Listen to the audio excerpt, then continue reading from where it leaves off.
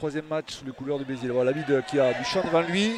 La belle ouverture là-bas, pourquoi pas, c'est bien joué. Sur le côté gauche, il y avait évidemment Ibrahima Savane.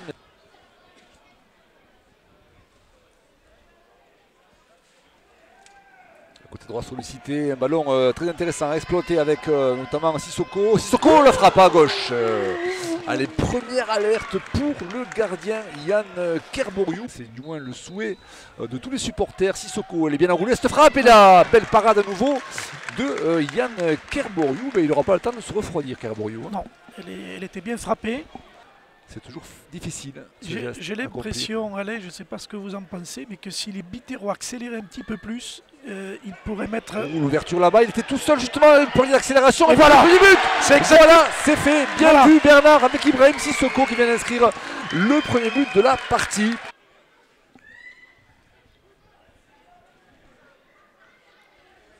Ballon détourné au profit de Gamboa qui frappe sans trop de difficultés pour Novaes, idéalement placé.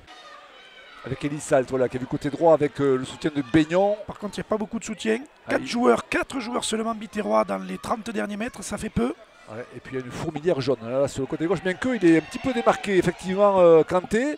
Il revient en arrière là-bas avec la frappe bien dosée de Elie Salt. Et ça serait certainement la meilleure chose qui puisse arriver au Cristolet. Pas très bien tiré. Poteau là-bas, non, mais le jeu se poursuit. La frappe à droite, oh, le poteau, le but.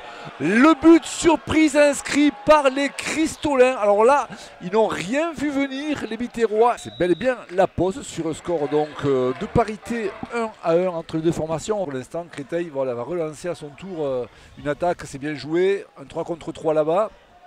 Ballon sorti de la frappe côté gauche. Non, la défense de Béziers avec Atassi notamment. Et cette frappe bien dosée d'imprécision de la part des Biterrois. C'était aussi le cas de la part des Cristoliens et quelque part ce score de parité reflèterait cette rencontre avec Colin. Nouri qui pique ce ballon, c'est bien joué pour Rabillard. Rabillard dans la tête et les buts de Rabillard. On avait dit qu'il pouvait apporter du danger, Rabillard. C'est le but qui va sauver Béziers de l'emprise de cette équipe de Créteil. Être très solide.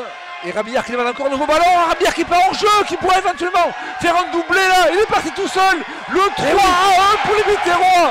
Quelle fin de match complètement dingue pour la SEB, en 2 coups de cuillère à peau, Rabillard qui est venu tuer complètement cette partie. Et qui offre la victoire à cette équipe de Béziers. Toute la joie des supporters, toute la joie des joueurs de la SEB.